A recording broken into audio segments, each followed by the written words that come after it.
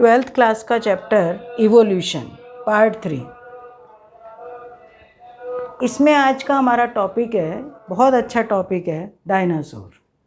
इसमें मतलब डायनासोर के बारे में मैंने थोड़ा सा इसको बताया है, पर डायनासोर का डिस्क्रिप्शन किस पार्ट में करेंगे तो इवोल्यूशन में है एविडेंसेस ऑफ ऑर्गेनिक इवोल्यूशन। इसके इवोल्यूशन के 4 पार्ट हैं, ओरिजिन ऑफ लाइफ या origin of earth, evidences of organic evolution, theories of organic evolution and human evolution. तो यहाँ पर आज है एविडेंसेस ऑफ ऑर्गेनिक इवोल्यूशन। बहुत सारे एविडेंसेस हैं, मतलब जिससे ये प्रमाण मिले हैं कि हाँ इस अर्थ पर लाइफ आई है। तो उसमें एक एविडेंस है एविडेंस फ्रॉम जियोग्राफिकल डिस्ट्रीब्यूशन। इसमें हेडिंग है डायनासोर। तो डायनासोर में मतलब सबसे पहले डायनासोर की स्टडी करने से पहले जियोलॉजिकल टाइम स्केल, जो जियोग्राफिकल डिस्ट्रीब्यूशन है उसमें हम पढ़ते हैं जियोलॉजिकल टाइम स्केल।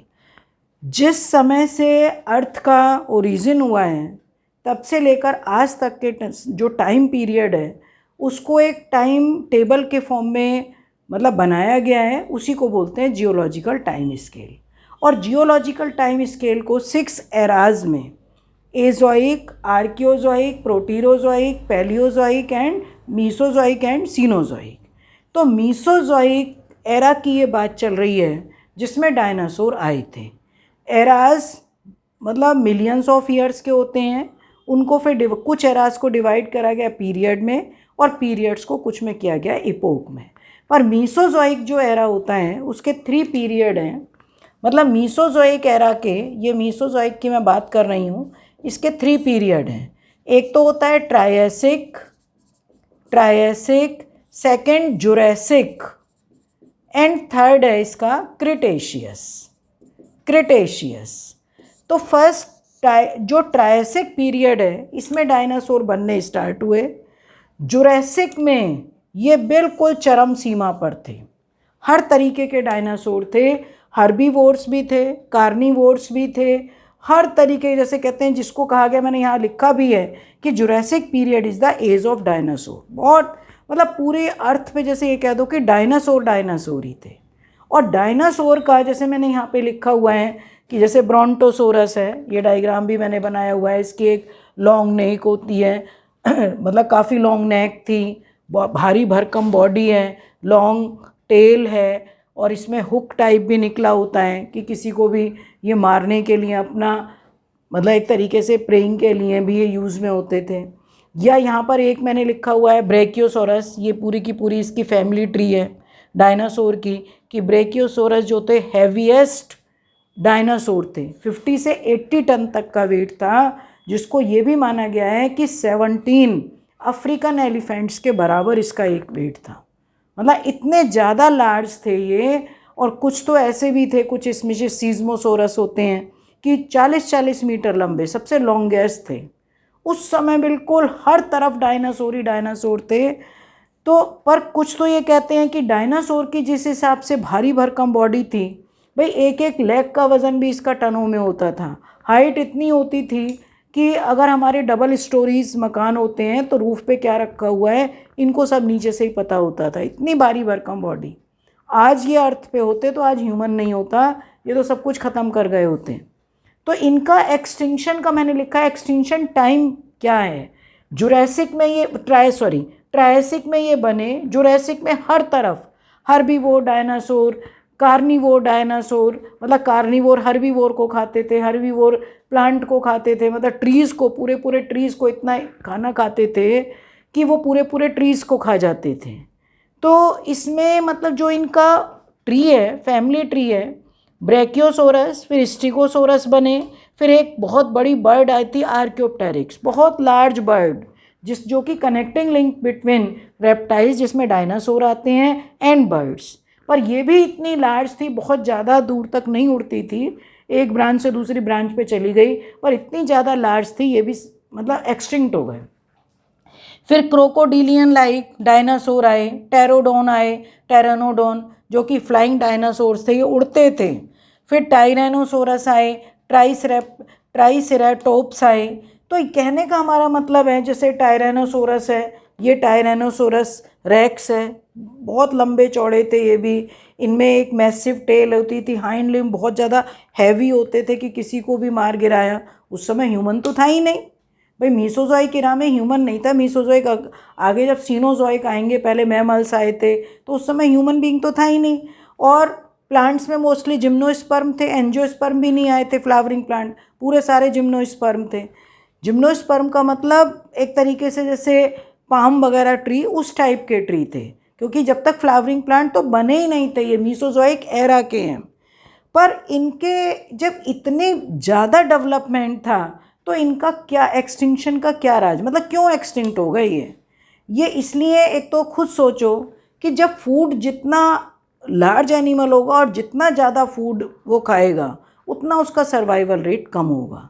बहुत सारे कॉजेज़ थे कि मेट्रॉइड्स आके अर्थ पर क्रैश्ड हो गए, जिससे इतनी ज़्यादा मतलब एकदम एटमॉस्फियर में एनवायरनमेंट इतना चेंज हो गया कि पूरे के पूरे ट्रीज़ के ट्रीज़ ख़त्म हो गए। और जब ट्रीज़ ख़त्म हो गए तो हर्बीवोर डायनासोर ख़त्म होने लगे। कार्निवोर डायनासोर, कुछ थोड़े बहुत हर्बीवोर डायनासोर को मार के खाने लगे ज़्यादा से ज़्यादा, तो वो धीरे धीरे एक्सटिंक्ट हो गए।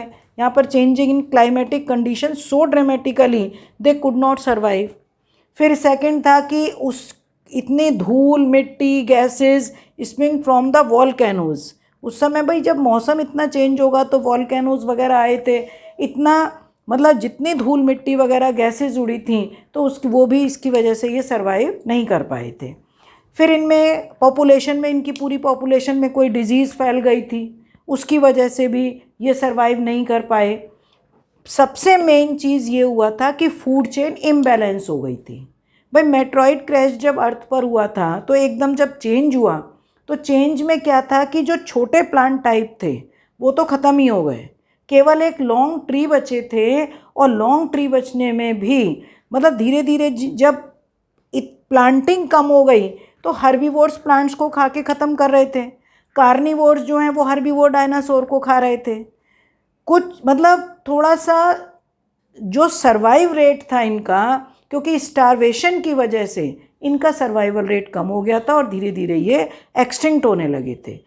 एक ये भी कहा जाता है कि जिस हिसाब से इनकी भारी भरकम बॉडी थी उस हिसाब से ब्रेन नहीं था, और भारी भरकम बॉडी होने की वजह से इसमें जो भी रेप्टाइल्स होते हैं, अब जैसे घरों में वॉल लिजर्ड है, लिजर्ड क्या होता है कि बहुत सर्दियों में लिजर्ड नहीं दिखाई देती। क्यों? क्योंकि वो हाइबरनेशन में चली जाती है, कहीं भी छिप जाती हैं, और जैसे ही मौसम उनके लिए ठीक होगा वो बाहर निकल आती हैं। गर्मियों में बहुत ज़्यादा होती हैं, इतने भारी भरकम कैसे हाइबरनेशन में जाएंगे, कैसे एस्टिवेशन में जाएंगे। तो उस तरीके से ये अपने को मतलब सरवाइव नहीं कर पाई, ये अब किसी भी तरीके से सरवाइव नहीं कर पाए थे, तो इसलिए ये एक्सटिंक्ट हो गए। Mesozoic era, age of reptiles, हर तरीके के रेप्टाइल्स थे, चाहे क्रोकोडिलस हैं, क्रोकोडाइल, एलिगेटर, टर्टल हैं, टॉर्टॉइज हैं, जितने स्नेक्स हैं, सारा सब कुछ, गिरगिट हैं, सब रेप्टाइल्स में आते हैं। और भारी भरकम थे डायनासोर। केवल डायनासोर एक्सटिंक्ट हुए थे और कोई एक्सटिंक्ट नहीं हुआ। आज तक सब सर्वाइव कर रहे हैं, सब स्पीशीज़ हैं, केवल ये डायनासोर एक्सटिंक्ट हुए थे। और भारी भरकम जो बर्ड बनी थी, जिसको connecting link between birds and reptiles बोलते हैं, वो भी एक्सटिंक्ट हो गए थे। ठीक है, तो किसमें सबसे पहले डायनासोर कब अपीयर हुए? ट्रायसिक पीरियड में। जुरासिक पीरियड में ये अपनी चरम सीमा पर थे, बहुत ज़्यादा, हर स्पीशीज़ थी, हर तरीके के थे, उड़ने वाले, भारी भरकम, कुछ तो ऐसे थे मतलब जो बैक पर ऐसे ऐसे उनकी हार्ड प्लेट्स थीं कि अगर किसी को मार देते थे तो वो वहीं एकदम मर जाता था। इस तरीके से ये हार्ड प्लेट थी उसकी बैक पर। बहुत टाइप के डायनासोर बने थे, पर ये अब सर्वाइव नहीं कर पाए। और सही भी है कि बहुत ज़्यादा भारी भरकम बॉडी होती है, उतना ही ज़्यादा फूड चाहिएगा, तो उस हिसाब से एक समय ऐसा होगा कि फूड चेन तो इम्बैलेंस होगी। ह्यूमन के केस में भी ये बहुत ज़्यादा, अगर ह्यूमन बहुत ही ज़रूरत से ज़्यादा बड़ा हो जाएगा या किसी भी इवोल्यूशन में अगर ऐसा हो जाएगा तो उसका भी बहुत ज़्यादा एज नहीं होगी। ठीक है, मतलब अर्थ पर अपनी एज कितनी भी हो, पर अर्थ पर जैसे होता है कि इस समय ह्यूमन की एज कि हम 10,000 साल पहले बने थे, तो 10,000 मतलब होमोसेपियंस को बने हुए हो गया है। ठीक है, अब आगे कब एक्सटिंक्ट होगा ह्यूमन, ये ह्यूमन मतलब हम लोग एक्सटिंक्ट तो हो नहीं है, तब नया ह्यूमन आएगा, उसको बोला जाता है बोला जाएगा मतलब होमो फ्यूचरलिस। अब होमोसेपियंस है हम, उसको क्या बोला जाएगा, होमो फ्यूचरलिस। तो उसमें बहुत सारे चेंजेस आएंगे, जितने भी वेस्टिजियल ऑर्गन है, जैसे ईयर पिनना है, क्या काम है इसका, कुछ काम नहीं है। हेयर है, क्या काम है सिर बड़ा होगा क्योंकि आईक्यू लेवल ही बढ़ रहा है, फिजिकल वर्क कम हो रहा है, बॉडी वीक होगी, तो उस तरीके से सारे चेंजेस होंगे। किंग्सले नोबल जो अमेरिका के मतलब साइंटिस्ट हैं, उन्होंने बताया था उसका नाम होमो फ्यूचरलिस होगा। ओके, तो आज डायनासोर के बारे में है, और क्रिटेशियस में ये एक्सटिंक्ट हो गए थे, बिल्कुल एक्सटिंक्ट हो गए थे अर्थ पर, इनका नामो निशान भी नहीं था। अब जो डिस्कवरी चल रही हैं तो बहुत सी जगह इनके फॉसिल्स मिल रहे हैं, पर ये सर्वाइव नहीं कर रहे हैं। Okay, thank you.